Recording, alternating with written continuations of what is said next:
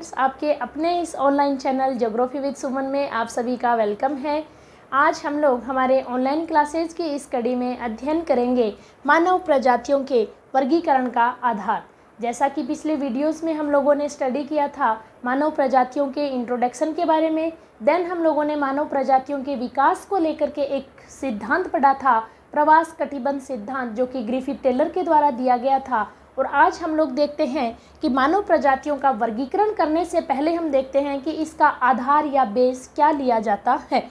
जैसा कि बोर्ड पे भी मैंने लिख रखा है, प्रजातियों के शारीरिक लक्षण, यानी मानव प्रजातियों का वर्गीकरण करने के लिए उनके जो शारीरिक लक्षण होते हैं वो क्या होते हैं, मुख्य आधार या मुख्य बेस होते हैं।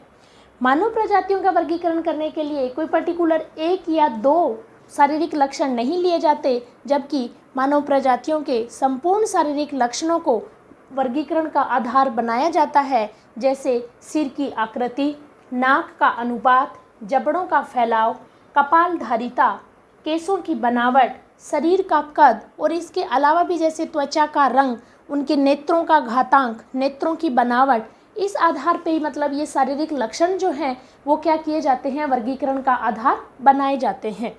शारीरिक लक्षणों में हम सबसे पहले देखते हैं सिर की आकृति।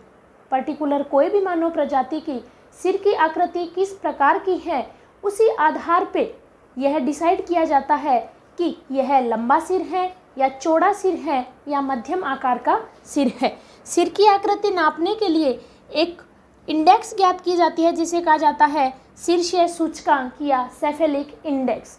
शीर्षीय सूचकांक ज्ञात करने के लिए एक सूत्र भी होता है, सिर की चौड़ाई अपॉन सिर की लंबाई मल्टीप्लाई 100। मल्टीप्लाई 100 से भी आपको समझ में आ गया होगा कि यह किस में ज्ञात किया जाएगा, यह प्रतिशत में ज्ञात किया जाता है, यानी परसेंटेज में यह ज्ञात किया जाता है सेफेलिक इंडेक्स। और इसके लिए हमें चाहिए सिर की चौड़ाई अपॉन सिर की लंबाई मल्टीप्लाई 100। जब हम इसको 100 मल्टीप्लाई करके परसेंट में ज्ञात कर लेते हैं तो इसकी एक इंडेक्स बनाई जाती है कि अगर 75% से कम सेफेलिक इंडेक्स आता है तो किस प्रकार का सिर या किस प्रकार का कपाल होगा, दीर्घ कपाल, या इंग्लिश में इसे कहा जाता है डेलोसेफेलिक। इसे लंबा सिर भी कह सकते हैं। यदि 75 से 80% के बीच इंडेक्स आता है तो किस प्रकार का सिर, मध्यम कपाल या मध्यम आकृति वाला सिर कहलाएगा। जबकि 80% से अधिक अगर सेफेलिक इंडेक्स आता है तो किस प्रकार का सिर, लघु कपाल, या इसे कहा जाएगा चौड़ा, और इसे इंग्लिश में कहा जाता है बेकरी सेफोलिक। यानी इस प्रकार क्या है कि शीर्षीय सूचकांक या सेफोलिक इंडेक्स ज्ञात करके ये तीन अन्य प्रकार के जो हैं वो कपाल या सिर की आकृति डिसाइड की गई है। अब हम देखते हैं कि सिर की आकृति, सिर की बनावट एक स्थायी लक्षण होता है मनुष्य का। अगर मनुष्य के शरीर में अन्य परिवर्तन होते हैं तो सिर की आकृति जो है वो बहुत कम मात्रा में या उसके अनुपात में इसकी आकृति बदलती है। तो वर्गीकरण करने के लिए सिर की आकृति जो है वो क्या है, एक स्थायी या मुख्य आधार माना जाता है। अब हम देखते हैं कि संपूर्ण विश्व की जो मानव प्रजातियां हैं, जैसे निग्रोइड, कॉकेसॉइड, मंगोलॉइड, इन मानव प्रजातियों का औसत अगर शीर्षीय सूचकांक देखा जाए तो वो आता है 79%। 79%। और यह कहीं ना कहीं आपसे क्वेश्चन में पूछा भी जा सकता है। सबसे पहली बात, आज तक मैंने कई क्वेश्चन में देखा भी है कि शीर्षीय सूचकांक का सूत्र होता है, तो ये आप याद रखिएगा, सिर की चौड़ाई अपॉन सिर की लंबाई मल्टीप्लाई 100। और अगर आपसे पूछ लिया जाए कि संपूर्ण विश्व की जो मानव प्रजातियां हैं उनमें सेफेलिक इंडेक्स औसत क्या है, तो वो कितना है, 79%। ये हो जाता है सिर की आकृति। नेक्स्ट हम देखते हैं नाक का अनुपात। जिस प्रकार से सिर की आकृति यानी सिर की चौड़ाई लंबाई का अनुपात निकाला जाता है, उसी आधार पे मानव प्रजाति के नाक का अनुपात या इसे कहा जाता है नेजल इंडेक्स या नासिका सूचकांक, यानी नाक की चौड़ाई। ये जो मैंने चौड़ाई लिखा है ये किसकी चौड़ाई है, नाक की चौड़ाई अपॉन नाक की लंबाई मल्टीप्लाई 100। सूत्र दोनों का सेम ही रहेगा और इसके आधार पे ज्ञात किया जाता है नासिका सूचकांक, जिसे क्या कहा जाता है, नेजल इंडेक्स। और जिस प्रकार से सिर की आकृति में भी एक इंडेक्स डिसाइड की गई थी, उसी प्रकार इसमें भी एक इंडेक्स निर्धारित की गई है।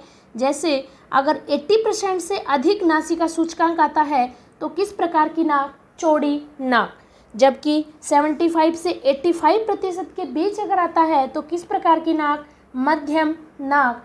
जबकि 70% से कम अगर नासिका सूचकांक आता है तो किस प्रकार की नाक, पतली नाक। यानी आप देख रहे हैं कि दोनों का सूचकांक, या हम कह सकते हैं कि दोनों के अनुपात का सूत्र भी क्या है, सेम है, कि चौड़ाई अपॉन लंबाई मल्टीप्लाई 100। ये क्या है, इनका इंडेक्स निकालने के लिए सूत्र रखा गया है। तो हम देखते हैं कि 80% से अधिक अगर है तो किस प्रकार की नाक, चौड़ी नाक। 75 से 80% अगर है तो किस प्रकार की नाक, मध्यम नाक। और 70% से कम अगर है तो किस प्रकार की नाक, पतली नाक।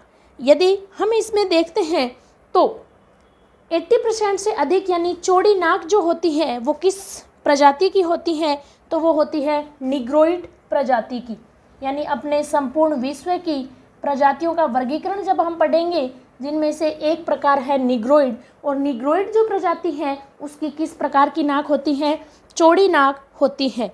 जबकि मध्यम नाक अगर हम देखते हैं तो कौन सी प्रजाति की, मंगोलोइड प्रजाति।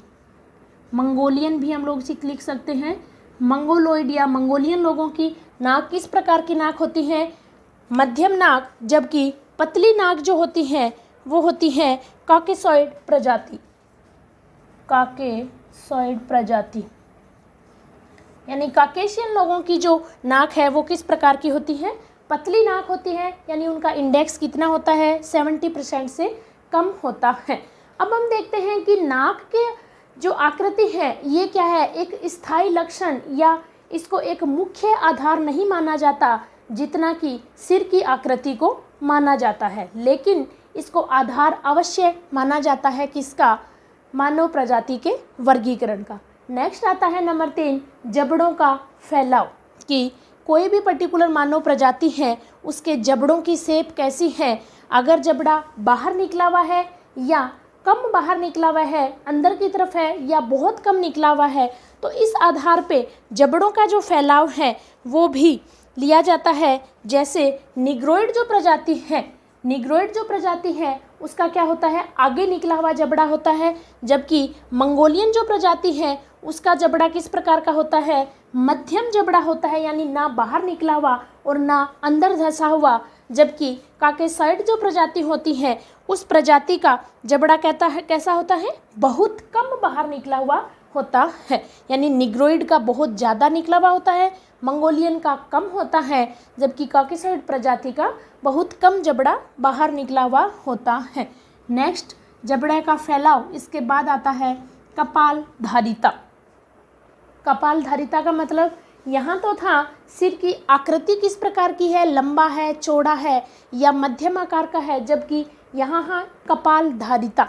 कपालधारिता को नापने के लिए क्या किया जाता है कि खोपड़ी जो होती है उसके अंदर या तो सरसों के दाने भरे जाते हैं या जल भर करके उसकी धारिता, उसकी कैपेसिटी नापी जाती है कि कपालधारिता क्या है। जैसे यूरोपियन लोगों की जो पुरुषों की औसत कपालधारिता नापी गई है वो है 1450 घन सेंटीमीटर।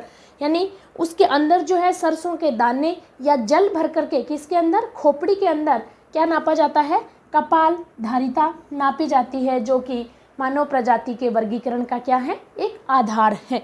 नेक्स्ट आता है केसों की बनावट।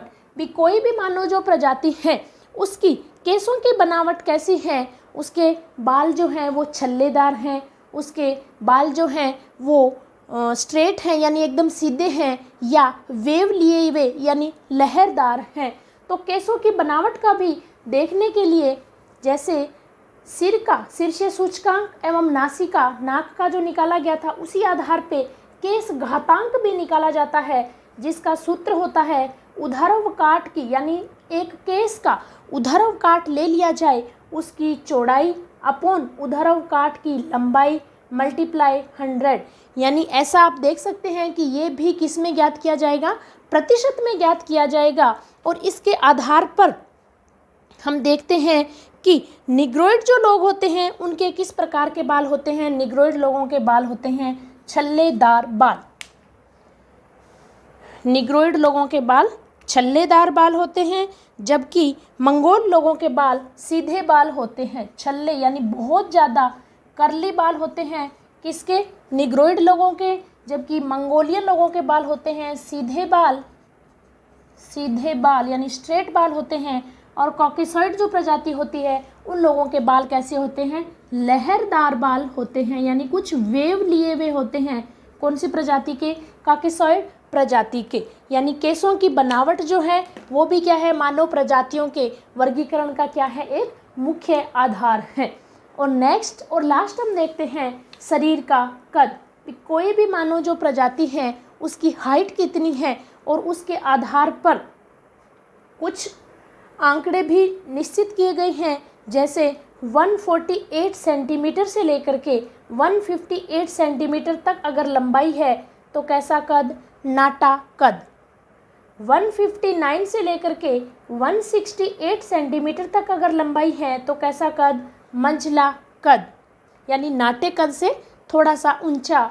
जबकि 169 से लेकर के अगर 172 सेंटीमीटर तक की हाइट है तो कैसा कद, लंबा कद। और 172 से अगर ऊपर है तो कैसा कद, बहुत लंबा कद।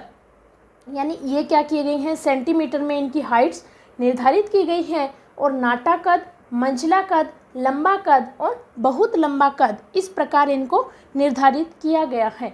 इन शारीरिक लक्षणों के अलावा भी जैसे त्वचा का रंग, मानव प्रजातियों के त्वचा का रंग जो है वो एक ऐसा लक्षण है जो कि दूर से ही दिखाई देता है और इस लक्षण को भी मानव प्रजातियों के वर्गीकरण का क्या माना जाता है, आधार या बेस माना जाता है। जबकि नेत्र का घातांक यानी किस प्रकार की उनकी आँखों की शेप है, बनावट है, उसको भी मानव प्रजातियों का वर्गीकरण करने के लिए क्या माना जाता है, आधार माना जाता है।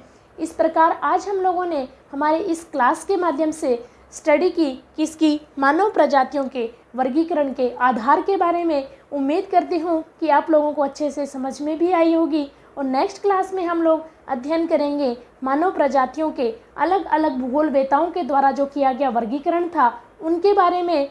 इसको देखने के लिए आप हमारे इस ज्योग्राफी चैनल के साथ जुड़े रहिए और ज़्यादा से ज़्यादा इस वीडियोज़ को लाइक कीजिए, शेयर कीजिए एंड सब्सक्राइब कीजिए। Thank you.